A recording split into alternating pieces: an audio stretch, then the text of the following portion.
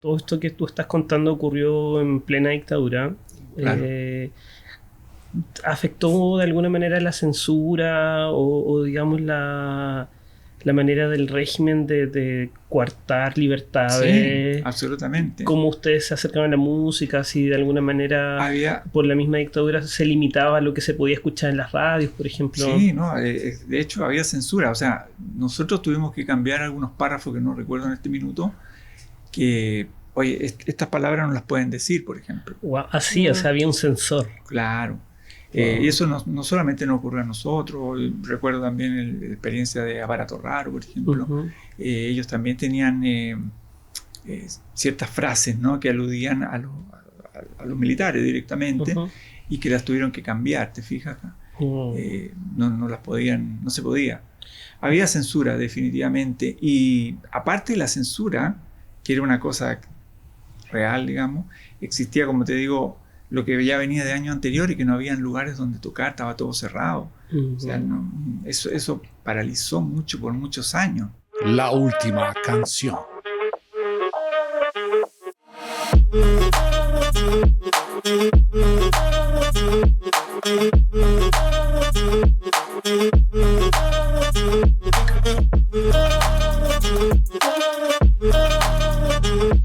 La última canción.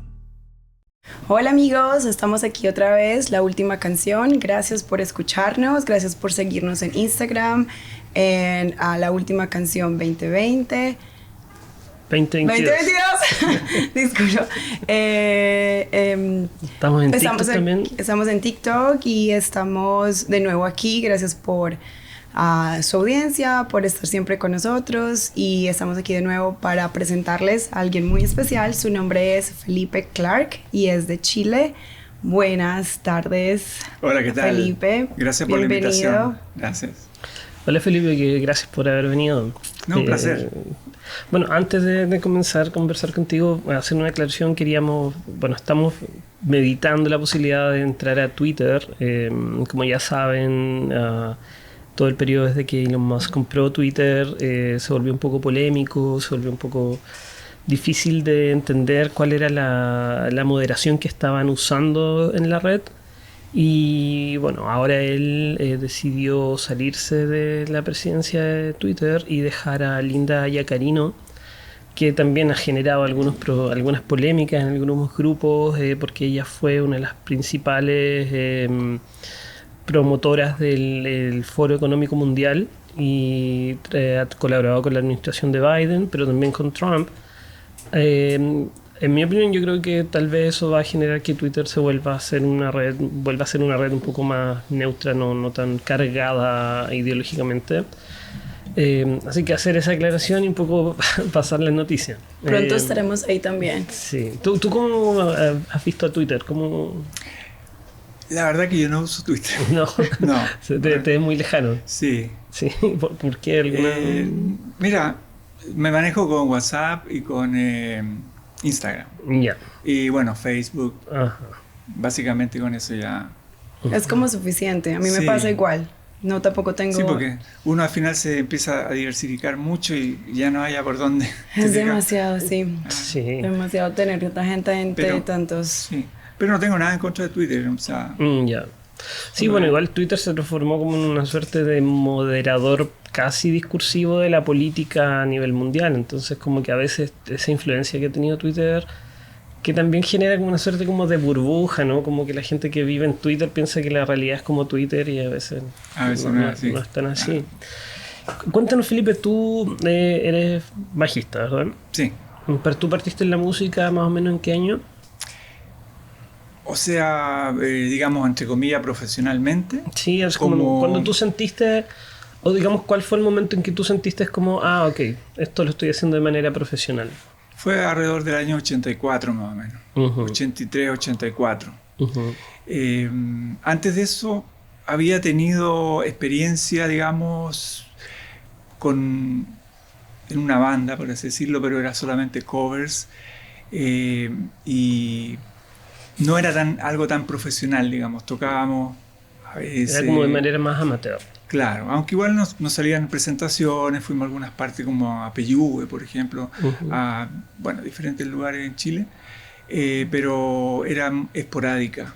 De hecho, bueno, en esa época, te digo, tendría yo, no sé, era teenager, por así decirlo, y me acuerdo que en un verano, porque más que nada lo hacíamos los veranos, ¿no? Resulta que nos invitan a tocar a un lugar, a un evento, y nos vamos. Entonces avisamos en la casa, y en ese momento yo tocaba con mi hermano, porque digamos, la cosa musical era un poco familiar, digamos, ¿no? O sea, partimos juntos en la búsqueda. O sea, como que en el núcleo familiar había interés por la música, claro, y eso se te hizo más sencillo, sí, llegar a ello. Exactamente. Entonces, bueno, conformamos un grupo, él era guitarrista, y yo tocaba el bajo ya desde esa época. Y nos fuimos y avisamos en la casa, vamos a tocar a tal lugar por una semana. Pero resulta que nos atendieron tan bien y se fueron dando más actuaciones en esa área, que nos invitaron, por ejemplo, a tocar en una discoteca, a tocar en la plaza del pueblo, a tocar así, y nos fuimos quedando. Y al final tuvimos más de un mes. Pero en esa época no había celular, no se nos ocurrió nunca avisar a mi mamá, ponte tú, mamá, estamos bien.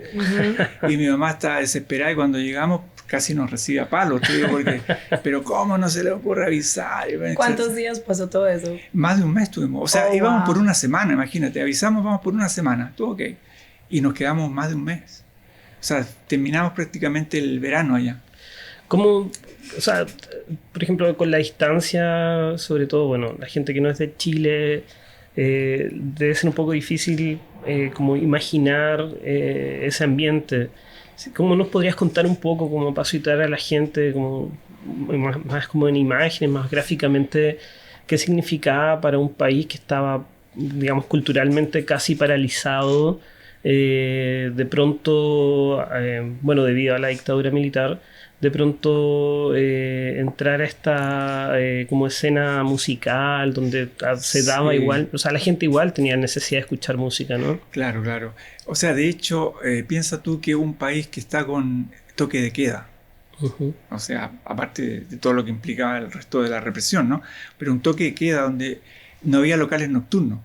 O sea, se paralizó todo lo que era actuación, vida nocturna, todo quedó en nada, y eso fue muchos años. Entonces, había una necesidad muy grande, obviamente, y yo creo que eso fue lo que finalmente sucedió, que hubo como entre comillas, una explosión de música en los 80. De hecho, acá tengo un libro, por ejemplo, que habla un poco de eso, ¿no? Es un libro que reúne a todas las bandas de la época, que fueron muchas. Estos son cassettes, cada una está una banda, ¿no? Y representa un poco lo que fue ese movimiento, porque fue como un movimiento bastante fuerte, del cual yo fui partícipe, no a propósito, porque fue algo espontáneo que surgió, pero... ¿Cómo te involucraste con la música y cómo fue esa travesía de ese mes? Bueno, en esa época, en esos años, como te digo, mi afición por la música comenzó de muy niño, ¿no? Siempre me gustaba la música desde pequeño, en mi casa siempre se tocaban discos, mi mamá le gustaba mucho la música, le gustaba bailar, etcétera. Entonces, el contacto mío con la música siempre fue desde muy pequeño. Yo de lo que recuerdo, lo más importante así a nivel musical que me empezó como a marcar en una línea ya, se puede decir, musical, fue escuchar los Beatles, por ejemplo. Sí. Que eso para mí como que me dio como, no sé, como una señal, algo así. Porque yo venía escuchando música en español, o sea, en Chile se escuchaba artistas españoles, italianos, yo escuchaba todo eso, todo lo que es Festival de Viña. Cuando dice música en español podríamos decir como así, como Rafael, exactamente, Sandro, Rafael, toda esa onda. Camilo Sesto. Claro, Julio Iglesias, todo eso, todo eso algo que yo escuchaba constantemente, ¿no? Es lo que sonaba por la radio. Sí. Y empezaron de repente a sonar los Beatles y eso me llamó a lo que era un grupo, porque todo esto eran solistas, lo que estábamos mencionando antes, ¿no? Sí. Ya como un grupo donde uno podía ver guitarra, bajo, batería, y eso me empezó a llamar la atención y a gustar, ¿no? como que se paraban como una banda moderna, ya Claro. digamos, con una intención de rock and roll, como que rompían un poco una tradición que había sido de larga data ya, ¿no? Exactamente, claro, porque todos los otros artistas eran con orquesta y era una cosa más romántica, en fin, esto era un poco más de quiebre, ¿no? Ajá. Y bueno, así comenzó. Luego de eso ya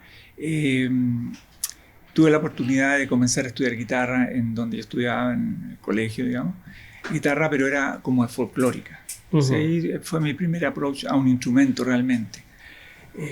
Así que en la casa teníamos guitarra, nunca tuvimos piano, pero teníamos guitarra y tocaba, yo y mi hermano tocábamos, ¿no? Empezamos juntos. Y él como que siguió más en la línea de la guitarra, a mí me empezó a llamar un poquito más la atención el bajo. Y ahí ustedes sacaban canciones, digamos, trataban Sí. de sacar canciones conocidas. Sí. De los Beatles más que nada. De los Beatles, de lo que fuera en realidad. Ya, Incluso lo que- algunas cosas folclóricas también, ¿eh? Te Ajá. digo. En esa época, por ejemplo, sonaban los Jaivas, Ujú. que es una banda que hace una música bien particular donde reúne rock y reúne música andina Ujú. o folclórica, por así decirlo, ¿no? Claro, sí, bueno, los Jaiba yo siento que es una banda que poco a poco o sea, no sé qué tanto impacto está teniendo, pero siento que he escuchado músicos de ahora que lo han ido descubriendo y es curioso porque como que es un sonido que no conocían. Entonces es como acercarse a una banda que tiene guitarras eléctricas rockeras con un bombo andino y letras Eso me poéticas. gusta, sí, eso me gusta. Exactamente. Y hay una cosa que yo defino como la música de consumo y la música más como arte, Ujú, ¿ya? Por ejemplo, los Jaivas para mí es como música más de arte, ujú, que cuando es una música como de arte no tiene tiempo. O sea, ujú. pueden pasar 20 años y tú escuchas esa música y Sigue vigente. sigue vigente. Y sin embargo, la música de consumo muchas veces es desechable. O sea, Ujú. pega una canción y todo el mundo la baila, y pasan, no sé, 3, 4, 5 años, 10 años y después nadie se acuerda de la canción, ¿no? Quedó en el olvido. Y ahí yo establezco una pequeña diferencia que, bueno, No, es interesante que lo plantees porque nosotros precisamente en este podcast, dentro de las cosas que intentamos hablar, es la relación que existe de la música actualmente y la industria. Ya la música no solamente entendida como arte, sino también como una industria. No sé, hay un filósofo francés que se llama Pierre Bourdieu que él tiene un libro que se llama La pantalla global, donde habla sobre la doble militancia que tiene el cine. O sea, por un lado el cine es industria, por el otro lado es arte.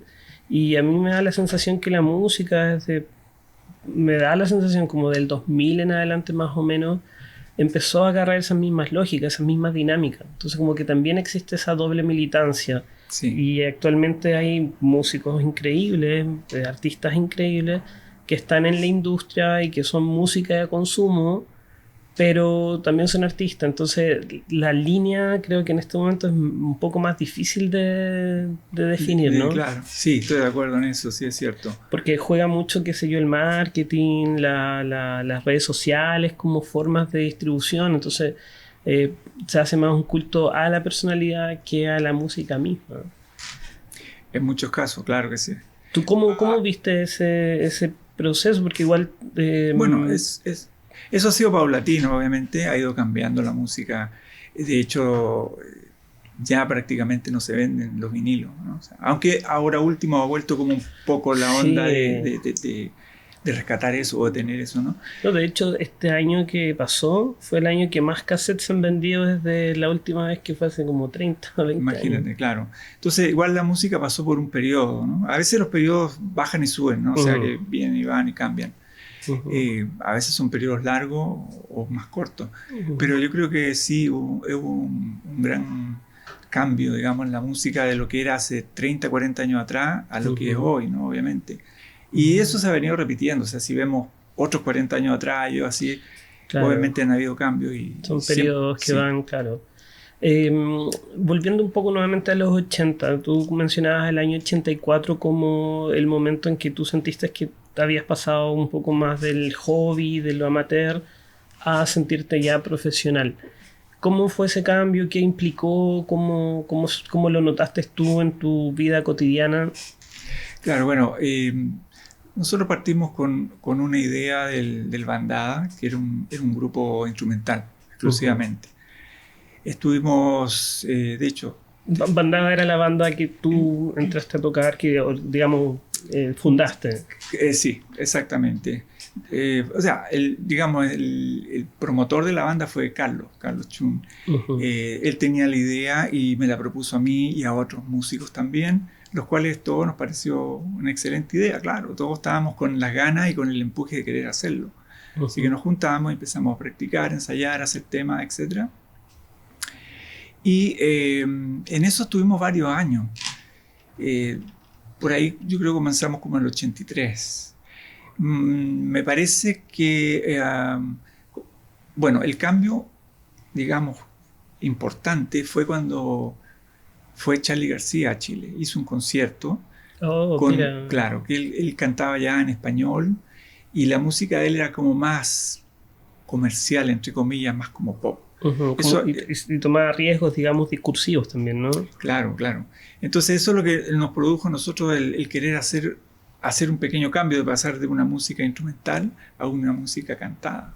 Cuéntanos de ese concierto de Charly García, porque yo he tratado de averiguar un poco y no hay mucho, o sea, no encontré muchos registros de la prensa de la época. Sí, de ese concierto, que al parecer fue bastante importante. Fue súper importante porque, mira, aunque fue un concierto, entre comillas, pequeño, porque fue en un cine. Me parece que fue el Grand Palace, ¿no? Okay. Ahí fue, claro. Entonces, ese está en Huérfanos, ¿no? No recuerdo, la verdad que no estoy muy seguro dónde estaba. Pero la cosa fue que, bueno, nos enteramos, no sé cómo se corrió la voz, en fin, de este concierto. Porque, bueno, a Charly García lo conocíamos de antes por Sui Generis, que fue súper famoso por todo lo que hizo con Sui Generis, ¿no? Y después él siguió ya como solista, tuvo varias bandas. Cabe mencionar, por ejemplo, que tuvo la banda Cerú Girán, La Máquina de Hacer Pájaro, varias bandas. Claro, o sea, él ya venía con un bagaje musical de largo rato. Exactamente, y tocando con músicos como Pedro Aznar, por ejemplo, importante que después... Spinetta. Claro, exactamente. Entonces, bueno, él ya venía con un concepto bastante avanzado, por así decirlo. Porque nosotros nos manteníamos en pubs, en clubs pequeños como Café El Cerro, El Jardín, en ese tipo de lugares así. Y el asunto fue que vamos al concierto, ¿verdad? Y quedamos todos así como wow. Y todo el mundo que fue, prácticamente todos eran músicos. O sea, todos mis amigos, toda la gente que yo conocía del ambiente musical, de otras bandas que hacían lo mismo que nosotros. Habían una serie de bandas, de donde, por ejemplo, salió después el grupo UPA, salieron Aparato Raro, todas esas bandas que después aparecen acá cantando, claro. Todas hacían música instrumental. Que son también como el antecedente directo de lo que fue después La Ley, ¿no? Con claro. Los hermanos Furgones. Sí, eso fue ya posterior, fue como lo último, digamos, de esto, de toda esta explosión, digamos, a los años 80 de las bandas. Ellos fueron como ya... me atrevería a decir, porque no tengo la seguridad, 89 o 87, por ahí. Sí. Que sí, por ahí fue más o menos. O sea, finales de los 80, ¿no? Bueno, el asunto es que de ese momento fue lo que cambió la música en Chile realmente. Fue como un clic que hizo. Exacto, la chispa que encendió una visión diferente donde, oye, se puede hacer música en español a buen nivel. Y o sea, sonando bien, con buenas letras, todo, ¿no? Eso fue el año de cuando se lanzó el Click Modernos de Charly, ¿no? Claro, exactamente. Que a propósito, no sé si viste que ahora, porque la foto de la portada de Click Moderno, él se la sacó en Nueva York. Sí. Y ahora eso en Nueva York como que lo transformaron como en un monumento, como que ya... Bueno, en realidad todo fue... eso ya es otra historia, pero básicamente él estuvo en Nueva York y se tomó los videos y tomó las fotos. Esa foto es un artista canadiense que hacía esos dibujos. En esa época casi el graffiti, lo que se denomina como, casi estaba comenzando. No era el graffiti que conocemos hoy. Claro. Y ese artista se dedicaba a hacer ese tipo de... Y él escribió esa palabra ahí. Ah, perfecto. Porque Charly García le iba a poner otro nombre al disco. Y eso estaba ahí cuando lo vio, ya le cambió, le puso Click Moderno. Perfecto. Esa fue un poco la cosa. Pero bueno, eso cambió, como te digo, la escena nacional, mundial. Les dio como un aire, totalmente, una motivación. Totalmente. Y ahí empezamos nosotros ya a ver la música de otra manera, no como lo que hacíamos instrumental, qué sé yo. Y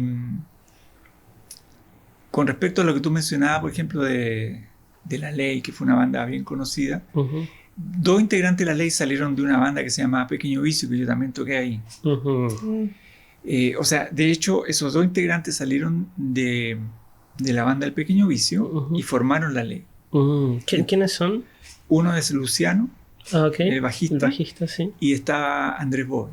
Oh, o sea, tú tocaste con Andrés Bove. No, ellos estaban en Pequeño Vicio y se salieron y formaron La Ley. Y ahí fue que me llamaron a mí. Perfecto. Entonces yo ingresé a la banda del Pequeño Vicio, ¿no? De hecho, bueno, me tocó ver a La Ley antes que hicieran disco. Que fueran La Ley. Qué bien. Nosotros tocábamos en el Café El Cerro, por ejemplo. Estábamos tocando un día, un sábado, y arriba de ese lugar habían salas de ensayo. Y ellos tenían una sala de ensayo como La Ley. Entonces yo conocía a todos los músicos excepto al cantante, a Clavito, que es el baterista, porque tocaba con mi hermano, y al resto los conocía porque, bueno, por los Pequeños Vicios, etc. Sí, da la sensación que Beto Cuevas entró como después, como casi al final, ¿no? Sí, porque antes hubieron dos cantantes en La Ley. Primero fue Shia Bulu. ¿Te acuerdas del grupo Nadie? Nadie, sí. Bueno, la tecladista, una de las hermanas, ¿no? Ella cantó, fue la primera versión cantada. Pero lo que sucedió que ella se fue a España. Entonces, cuando se fue a España... Quedó ese puesto vacante. Quedó vacante y el que lo ocupó fue Cristian Delgado, que tocaba sax. También él cantó ahí. Bueno, la cosa es que ellos... yo vi el ensayo, o sea, ¿quieren venir? Fuimos y tocaron los temas en un ensayo, digamos, y ahí me tocó verlo y ahí conocer la primera vez que vi a Beto Cueva y lo saludé. Claro, bueno, y Andrés Bove tal vez, probablemente gente que es fan de La Ley sabe quién es, pero mucha gente como que conoció a La Ley posterior a la muerte de Andrés Bove, y Andrés Bove muere trágicamente en un accidente de motocicleta. Pero la idea, digamos, el disco primero, no sé si es el primero, yo creo que es el primero, el Doble de Cuerpo se llama, ¿no? No conozco bien los nombres de los discos. El primer disco se llama... sé que hay uno que se llama Doble Opuesto. Doble Opuesto, sí. Doble de Cuerpo. Pero no estoy seguro si es el primero. Yo creo que si no es el primero, probablemente fue el que los catapultó y los transformó como una banda relevante. Tenían ahí un cover de Rolling Stone que era Angel. Bueno, eso es lo que los dio a conocer, exactamente. Claro. Hicieron un tema en inglés y lo tocaban en la radio, la gente pensaba que era una banda inglesa, poco menos. Lo que pasa es que, bueno, Beto Cueva, tú sabes, vivió muchos años en Venezuela y después emigró a Canadá. Y terminó su estudio en Canadá, o sea, él habla perfecto inglés, claro, y podía cantar en inglés sin ningún problema. Era bien cosmopolita. Claro, él vivió más fuera de Chile que en Chile. Y cuando llegó, me parece que estuvo como modelo y cosas así, cantando. Por ahí lo escucharon y le dieron... Claro, porque tenía ese tono de voz. Ese tono de voz muy particular, claro. Sí.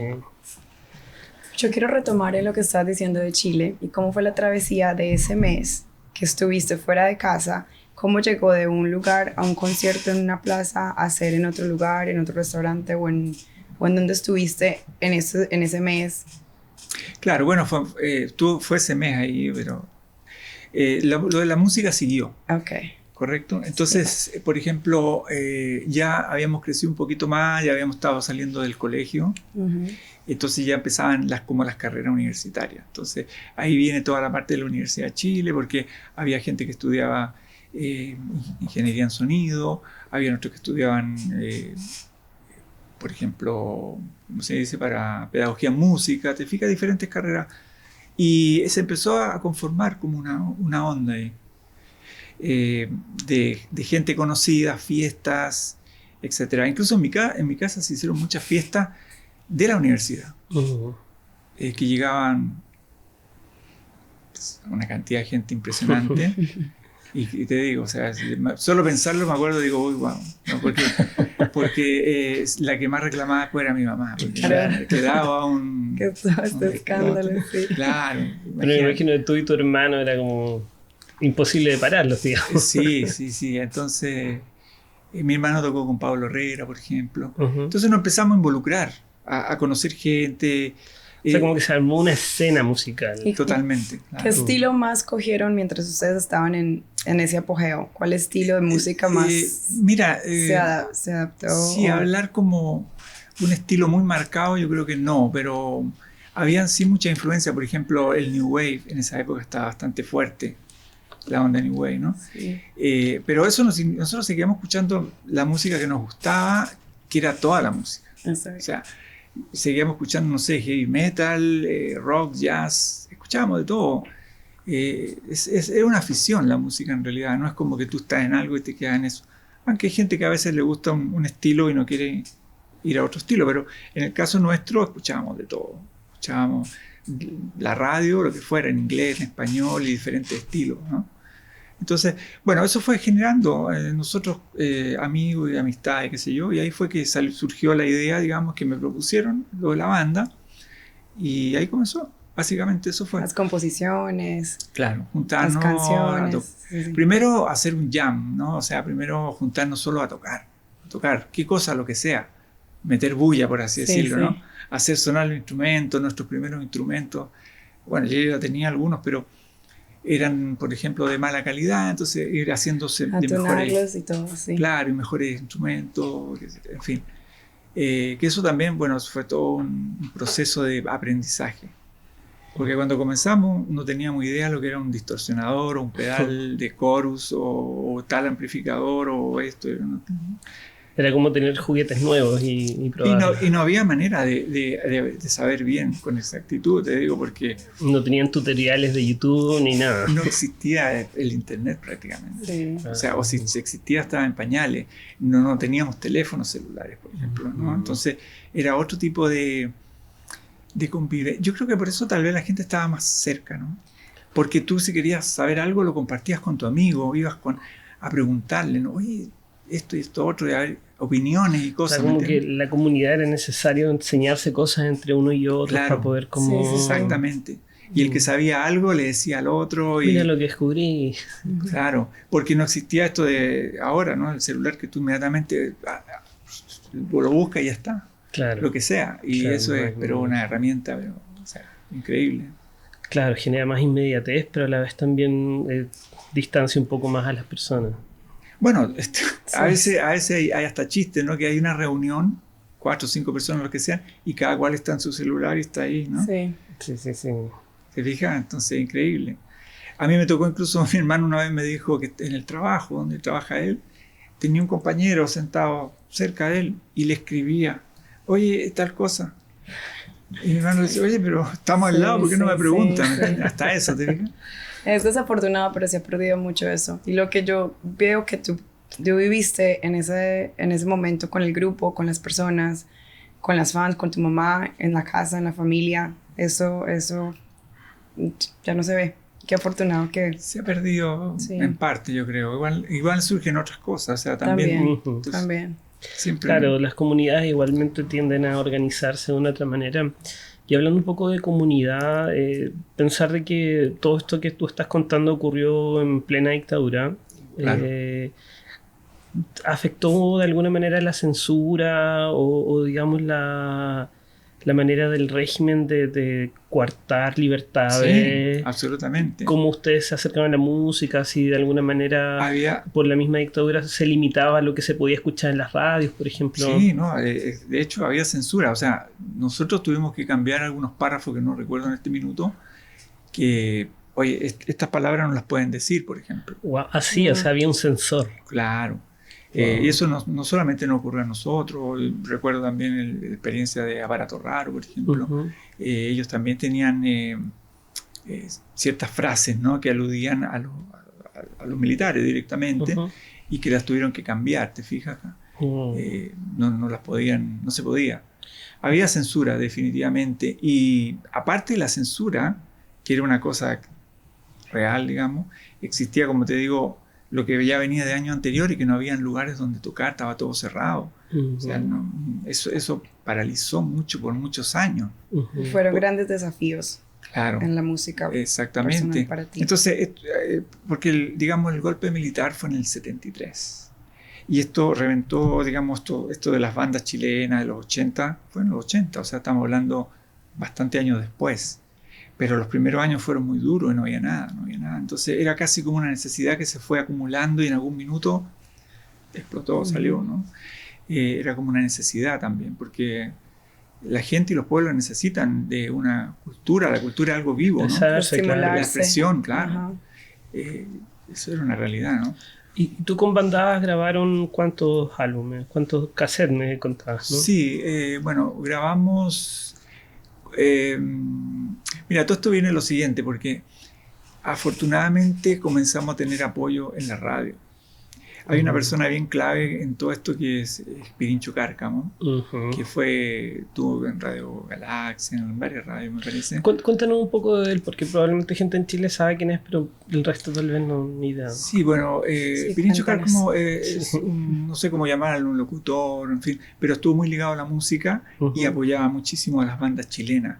Por ejemplo, a nosotros nos sacó precisamente desde el Café El Cerro actuaciones en vivo por la radio que las transmitían, nosotros tocando en el Café El Cerro, por ejemplo. Cosas así, entrevistas especiales, en fin.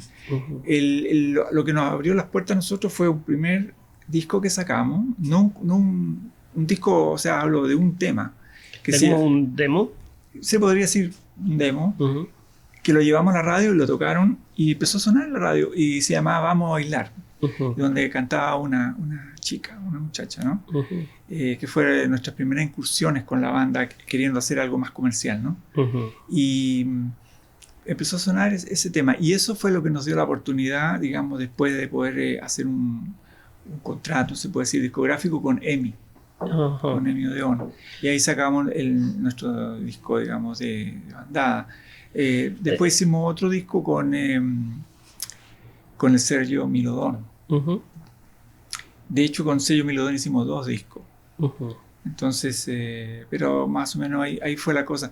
EMI estuvo ligada con prácticamente todas las bandas. Claro, eso yo te iba a comentar, cómo ayudó la llegada de una discográfica como EMI a agarrar artistas y difundirlos, digamos, a empezar a hacer ya más como industria, más como, digamos, un trabajo así más profesionalizado. Yo creo que vi un potencial, es lo que yo imagino, porque en realidad exactamente no podría saber qué lo llevó o lo motivó a ellos a hacerlo. Tal vez el hecho que ya estaban sonando algunas canciones en la radio, puede ser, y dijeron, no, hay bandas, hay música. Demos el empujecito. Exactamente, y ellos firmaron, te digo, prácticamente todos los que están acá son con la EMI, si no me equivoco. Digamos, todo lo que aparece en el libro, ¿no? Como ya les indicaba en este libro. Hay varios libros más, pero este plasma un poco todo eso. Y el asunto es que firmamos con ellos, ¿no? Y empezaron a distribuir. En esa época eran solo cassettes. O sea, porque el disco ya estaba como, el vinilo estaba como desapareciendo un poco. Y lo más barato yo creo también era hacer un Claro, lo más económico. Lo más económico, claro. Y todo el mundo tenía una casetera donde escuchar. Esa es la verdad, en esa época. Ahora no sé.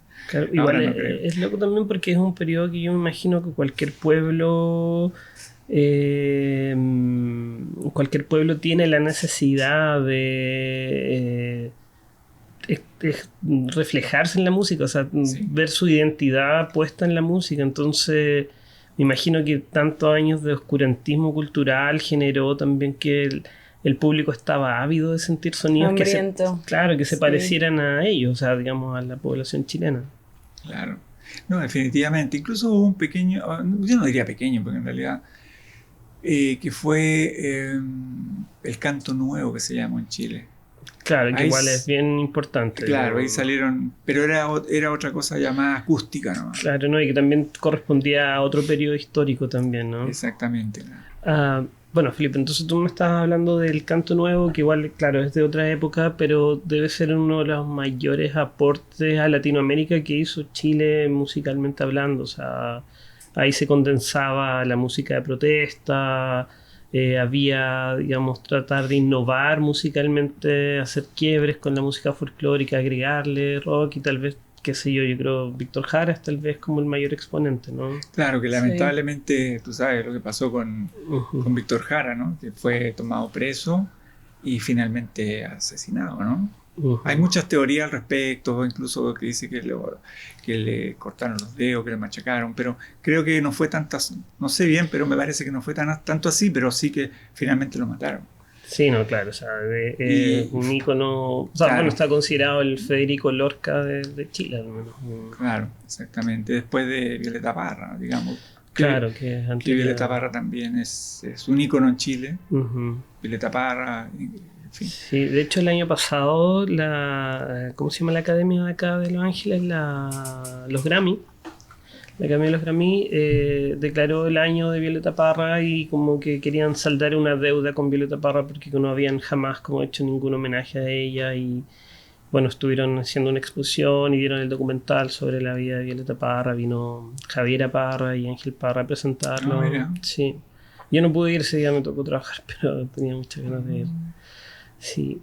Entonces, claro, o sea, de todas maneras hubo una herencia musical, cultural, que se pausó por un periodo de tiempo debido a la dictadura, pero los músicos, la idea de escuchar música, la necesidad de escuchar música en Chile siempre estuvo muy presente. Y claro, o sea, tiene todo el sentido que haya sido Charly García, porque está considerado el padrino del rock latinoamericano, ¿no? Exactamente, y como te comentaba, quien acompañaba a Charly García era Fito Páez. Como músico. Como músico, claro, en los teclados. Ahora hay una serie muy conocida, ¿no? En Netflix, salió hace poco, era un mes, una cosa así. El amor después del amor. Y ahí cuenta un poco la historia, todo Fito, desde el punto de vista de Fito Páez, pero está Charly García y estaba también acompañándolo siempre G.I.T., que es una banda que por sí sola tuvo mucho éxito también. Claro, tuvo su éxito. Especialmente en Sudamérica, ¿no? Sí, bueno, porque esa fue como la explosión del rock latino. Yo recuerdo, yo era chico, pero me acuerdo que, bueno, surgió Soda Stereo, que fue así como pum. Sí. Los Enanitos Verdes, que nunca me gustaron. También estaba pensando en ellos. Pero... Sí, fíjate que para mí, así como tú sabes que aquí en Estados Unidos, ¿verdad? Se habla de la invasión inglesa. Cuando empezaron a venir todas las bandas inglesas, en fin, y ellos revolucionaron la música. Claro. Bueno, yo diría lo mismo, que fue como la invasión argentina. Porque ahí es donde nació, en mi opinión, mi humilde opinión, realmente el rock en español. Y ellos fueron los encargados de, bueno, ir a Chile, ¿no? Que está al lado, con Charly García, Fito Páez, G.I.T., en fin, ¿cómo se llama? Soda Stereo. Soda Stereo, Enanitos Verdes, en fin, ¿cómo se llama este famosísimo también? Se me va el nombre. Spinetta. ¿Te fijas? Spinetta, increíble, ¿no? Sí, de hecho me acuerdo que empezaron a surgir sonidos muy locos, no sé, como Los Violadores, me acuerdo de los Twists, Virus, que para mí siempre me fue la banda que más me voló la cabeza, porque era como más misterioso. Yo me pregunto por qué en esos tiempos en Colombia estaban pasando varias cosas igual, pero ¿cómo pegó eso allá? O sea, ¿cómo...? Porque eso fue un fenómeno que fue de México a Chile, o sea, como que agarró todo. Soda Stereo, yo creo que en Colombia fue muy grande, fuerte, ¿no? Sí, también. En toda América, Soda Stereo, o sea, yo creo que de las bandas argentinas, es la más conocida afuera. Sí. No estoy diciendo si es la mejor o no. No, claro. Eso ya queda al gusto pero la más conocida, ¿no? O sea, sí. Y tú, bueno, tú eras joven en ese tiempo, estabas como en una cosa efervescente, dedicado a la música. ¿Cómo se sentía eso? ¿Cómo tú lo vivías personalmente, más íntimamente? Bueno, era una experiencia fantástica. O sea, tú estar en la música y luego tener artistas que hacen lo mismo, te motiva mucho. Te motiva y te sientes, no te sientes solo, como que estás en un desierto, en una isla. Te sientes que hay más gente como haciendo lo que a ti te gusta, lo que a ti te interesa, en fin. Es una experiencia muy linda. Me imagino, debe Claro. ser súper motivador, súper como una energía muy, muy rica, sentir como que tú estás haciendo algo y los demás lo mismo y se comparten y se arma como Exactamente. comunidad. Y te digo que esa relación de banda fue muy, muy linda también en Chile. Ujú. O sea, todas las bandas nos conocíamos, en fin, había una relación entre todas, ¿no? Se apoyaban. Claro, nos tocaba también tocar juntos. Yo recuerdo que tocamos con Los Prisioneros, por ejemplo, Ujú, compartimos escenario ujú. y me tocó, wow, dije yo, esta banda promete, ¿no? ¿Qué significó como para tu generación el surgimiento de Los Prisioneros? Que fue como tal vez también dentro de la escena local muy importante y que también después se proyectó al resto del Bueno, continente. sí, yo creo que ellos plasmaron bien específicamente lo que la gente quería expresar o lo que la gente quería escuchar. Como ese descontento, esa rabia. Claro, ellos supieron plasmarlo en sus canciones muy bien, ¿no? Ujú. Eso creo que fueron muy asertivos en ese sentido Jorge González, ¿no? Que es Claro. el creador de la mayoría de las canciones, ¿no? Ujú. Entonces su visión, su propuesta, todo fue muy, muy precisa en ese sentido y Ujú. Como que también marcó un antes y un después para la música chilena, ¿no? claro, indudable, indudable. Yo he escuchado comentarios que dicen que, por ejemplo, casi lo comparan ¿cómo se llama? A Violeta Parra, casi se puede decir, en cierta manera, Sí. ¿no? Así que no, es muy importante. Sí, bueno, de hecho hay un libro que no lo ando trayendo acá ahora, pero se llama Canción Valiente, que lo escribió la periodista Marisol García, donde ella analiza el canto como forma literaria también, y que, bueno, lo que ella dice es que el canto, la canción básicamente, nunca ha sido como, sobre todo en las universidades y en la academia chilena, nunca ha sido como integrado como forma de estudio, nunca se le ha sistematizado la forma de estudiarlo. Y ella en ese libro intenta hacer eso, básicamente como encontrar, digamos, la tradición de la canción chilena como una tradición, como una cosa que ha ido pasando de generación en generación y que se ha mantenido, digamos, un algo ahí. Y claro, ella en ese libro sitúa a Violeta Parra, a Patricio Mans, a Víctor Jara y a Jorge González como los 4 grandes escritores de canciones, cantautores chilenos. Exactamente. Sí, como que ahí está, digamos. Después, ¿cómo fue cómo tú después te viniste a Estados Unidos, ¿no? Claro, exactamente. Fue más o menos por ahí por el año... Fue en el 91 o 92. Ujú. Final del 91, me parece que fue. Ujú. Exactamente. Sí, vine acá, básicamente tenía algunos amigos que ya se habían venido, Ujú. y amigos, digamos, músicos. Ujú. Entonces, un poco motivado por eso me vine. Ya. Esa es la cosa. ¿Y la banda vino igual con ustedes o No, solamente usted? no. Ok. Yo vine solo, aunque había un integrante de la banda que ya estaba acá. Ahí decidieron venirse para acá todos. La No. banda terminó allá. Terminó en ese momento, En ese momento claro. que ustedes decidieron venir. En realidad la banda no la continuaron. había entonces. terminado un poco antes. Fue una cosa muy, muy, digamos, estábamos en una época de búsqueda, ¿no? Obviamente. Y recuerdo que el tecladista, por ejemplo, Alfonso, empezó a decir, sabes que yo me voy a Estados Unidos, tengo planes para irme allá, en fin. Y empezó a avisarnos, así que yo voy a dejar la banda, dice. Y empezó a avisar que se iba, no, me voy, no. Y llegó un momento donde nosotros empezamos a buscar otro tecladista, obviamente porque se iba. Y ya estábamos con otro tecladista, estábamos practicando con él, ensayando, y de repente vuelve Alfonso y dice, oye, no me voy. Entonces nosotros nos quedamos ahí como, ¿qué hacemos? ¿No? Ujú. Y, o sea, ¿qué onda? Y él como que dice, no, pero no le voy a pedir que usted tome la decisión, la voy a tomar yo, me voy de la banda.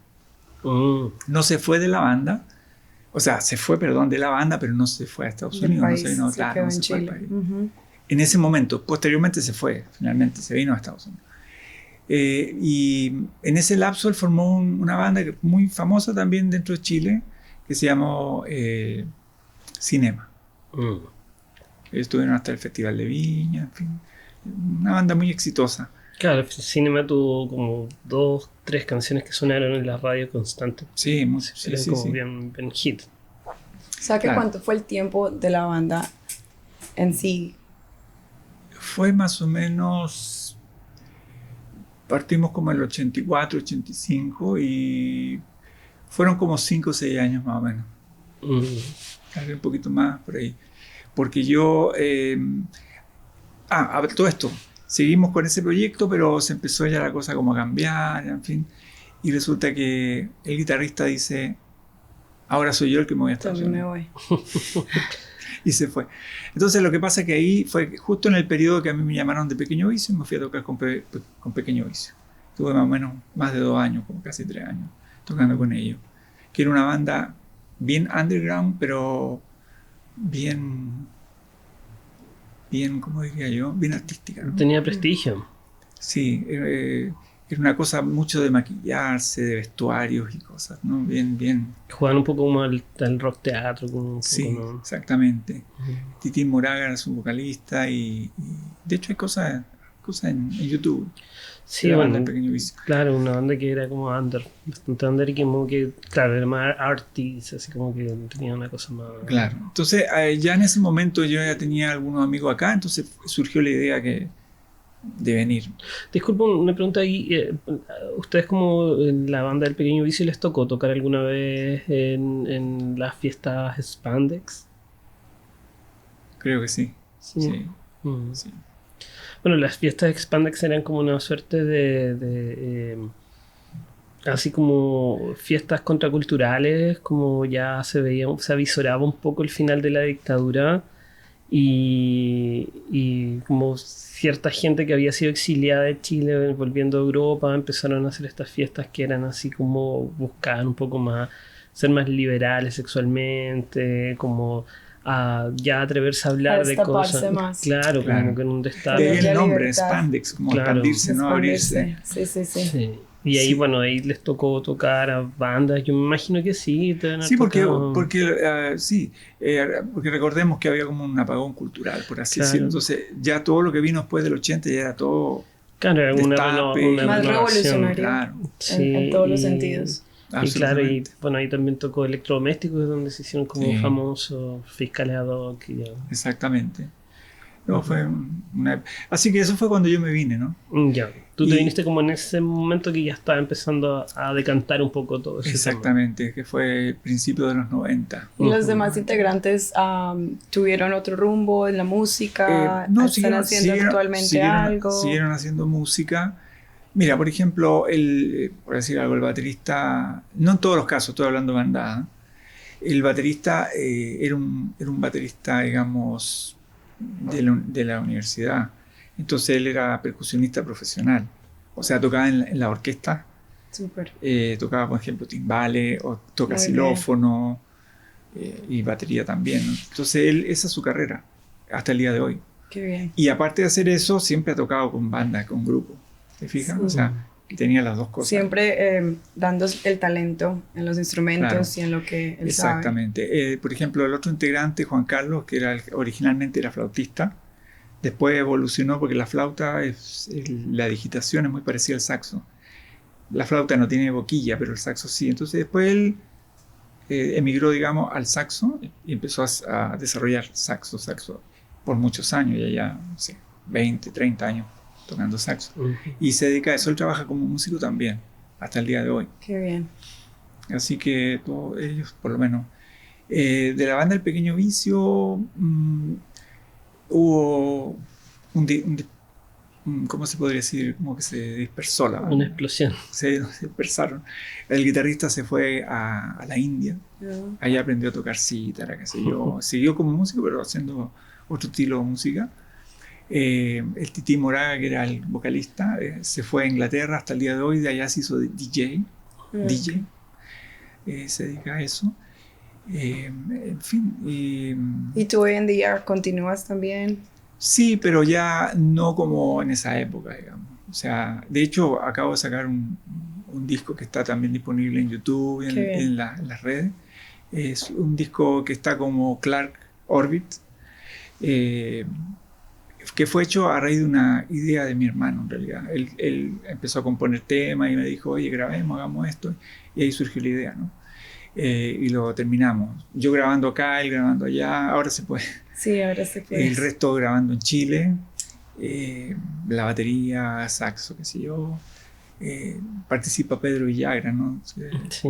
También un músico muy conocido en Chile que ha tocado Sí, claro. con todo el mundo, se puede decir, ¿no? Sí. Congreso, bandas muy conocidas. Sí, claro, en Congreso sobre todo como que se destacó bastante. Claro, es un excelente músico, ¿no? Sí. Así que eso lo plasmamos en 12 canciones que tenemos en el disco. Está disponible, cualquiera Sí, lo no, puede escuchar. yo lo escuché, creo que ustedes también Sí, escucharon escuchamos. algo y claro, ¿no? Pero es un poco como volver a las raíces, Ujú. Sí. Me gusta, sí. porque es solamente instrumental y está desarrollado de esa manera.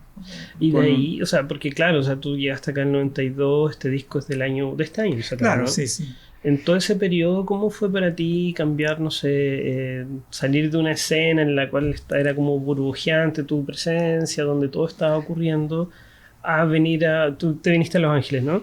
Sí, sí. Venir a Los Ángeles y fue como un empezar de nuevo, ¿cómo fue eso? Claro, bueno, musicalmente yo diría que una gran pausa. O sea, Ujú. por mucho tiempo yo dejé la música, no el gusto por la música, siempre he seguido escuchando música y siempre sigo tocando. Bueno, o sea, yo agarro mi instrumento y toco, ¿entiendes? Así que en ese sentido sí seguía con la música, pero no así como estaba en una banda. Pero posteriormente conformé acá como unas 3 bandas más o menos. Ujú. Qué bien. Claro, una de las bandas se llamaba Go Go Deluxe, se llama esa Ujú. banda, que era una banda que estaba conformada por el baterista de una banda chilena que se llama Aterrizaje Forzoso, Ujú. Fernando Faimer, y estaba Miguel Martínez, Ujú. que era un amigo, digamos que lo conocí acá, pero él es chileno y venía de España. Ujú. Guitarrista, buen músico. Entonces venía con la idea de hacer algo, nos juntamos, empezamos a hacer esa banda, ¿te fijas? Pero era una banda más bien cover. Ujú. Teníamos algunos temas y Yo recuerdo que yo creo que tuve un disco que editaron, ¿o no? sí, Sí. sacamos un disco. De hecho, estuvimos en esa época varios años haciendo eso, pero como obrero de la música, digamos. Sí. O sea, Ujú. eran temas covers, pero lo que nosotros hacíamos, por ejemplo, era para entretener nomás. Entonces, por ejemplo, tocamos en Universal, Acá en el Estudio Universal. ¿sí? Ujú. Ahí tocábamos, se hace una audición una vez al año, en fin, y tocábamos todos los veranos y ahí mismo vendíamos nuestros Sí. discos. O sea, era casi Sí. como se dice aquí, como street performer. Sí. O sea, Como un jazo, músico. como un jazo. Como músico, claro. Y tocábamos también en La Tercera, Ujú. ahí donde está la gente, ahí que sacábamos un permiso, en fin, y tocábamos ahí. Es como Siendo- el círculo cuando empezaste, que te perdiste por ese mes. y Claro, ahora eso fue como haciéndolo lo que- acá otra vez lo que retomé, en el claro. futuro, sí. En tu Exactamente. presente. Ujú. Retomamos de esa manera y como te digo, y aparte de eso, bueno, nos contrataban para fiestas, matrimonios, lo que sea, entonces estábamos haciendo música, pero como te digo, como Y tocaban como un poco rockabilly, ¿no? exactamente, claro, Sí. fue una onda de rockabilly, Sí, sí, sí. que era completamente distinto a lo que yo había hecho antes, ¿no? O sea, no era jazz, no era como rockabilly, nada. Sí, sí, Un poco recuerdo. como la onda Stray Cats, Claro, Stray Cats. Gran Es- banda, ¿no? claro, tenía como una onda así. Así que Mm. estuvimos en eso hasta que finalmente nos separamos, ¿no? Fernando se volvió a Chile Ujú. porque tenía unos proyectos allá y Miguel se fue a Chile también con su señora era española. Posteriormente ellos pues, volvieron a España finalmente, están en España. En ese sentido, a ti te tocó acá en Los Ángeles, que está como considerada la meca de la música, como el lugar donde todos vienen básicamente en términos de a grabar o a tocar. ¿Te tocó ver de cerca un poco o palpar un poco cómo es la escena en Los Ángeles, como la cantidad de sacrificio y de esfuerzo que hay que tener para surgir como músico en esta ciudad? Claro, definitivamente, por lo mismo que tú mencionas, que todo fluye acá. Entonces hay tanto que para poder, digamos, destacar es muy complicado, muy difícil y requiere muchísima, como dices tú, sacrificio muchas veces. Yo he sabido de artistas famosos, por ejemplo, como Juanes. No sé si has visto alguna vez la vida de él, ¿no? Juanes estuvo acá en Los Ángeles, en fin, y él dice que a veces no tenía ni para comer. Y vivía con alguien que le daba el ojo, en fin, o sea, las vio muy difícil también, pero él siguió con su... convencido. Por ejemplo, Kali Uchis, hay una entrevista en YouTube que le hace a un personaje que yo creo que tenemos que hacer un episodio sobre él, que se llama Narwhal, que no sé si lo has visto, es un periodista canadiense. No, creo que no. Él viene haciendo entrevistas, yo creo, de los años, principios de los 90, y es un tipo de lente, muy nerd. Ha entrevistado a todo el mundo y muy convencido de su talento como entrevistador, y él le hace las preguntas más curiosas a los músicos, cosas que hay los mismos músicos que dicen, ¿cómo sabes eso? Así como que el tipo hace todo un trabajo de investigación increíble. Y en la entrevista que le hace a Kali Uchis, le pregunta varias cosas, y en esa entrevista ella le dice, bueno, la verdad es que yo viví en un auto como por 2 años y me duchaba en los gimnasios, y la convicción la tenía, pero claro, porque era joven y tenía todo, digamos, el mundo por delante. Pero sí, o sea, es duro. Es duro para todos. Exacto. Sí. Te digo, o sea, no solamente en el ámbito musical, actores también. Acá está lleno de actores, por ejemplo, y te digo, o sea, de 1000 o 10.000 o 100.000, uno podrá tener éxito. O sea, el éxito es algo muy, muy relativo, en realidad, porque hay que estar en el momento preciso. Relevarse con las personas. Exactamente. No, claro, y la suerte también juega un rol. Hay muchas cosas que se barajan para que suceda, ¿no? Bueno, pero como te digo, yo por lo menos sigo con la música hasta el día de hoy. Tuviste, digamos, la suerte de persistir y poder, digamos, de una u otra manera estar vinculado. Claro. Después de este grupo que te mencionaba, Google Axe, que hacemos esa onda, después tuve otros como 2 grupos más, ¿no? Un grupo que se llamaba, le pusimos La Vía, como la ley, la vida. Y ahí estaba, cantaba Jaime Feinberg, que había sido de Aparato Raro, y en la batería estaba Pancho Cojo, que fue de los Viena.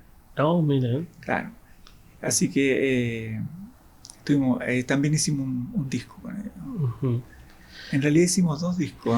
Viene otra banda chilena, bien New Wave, bien como del under New Wave chilensis. ¿Sí? Sí, o sea, exacto. Tiene como toda esa onda. Sí. De hecho, ese disco, fíjate, no fue publicado con ellos.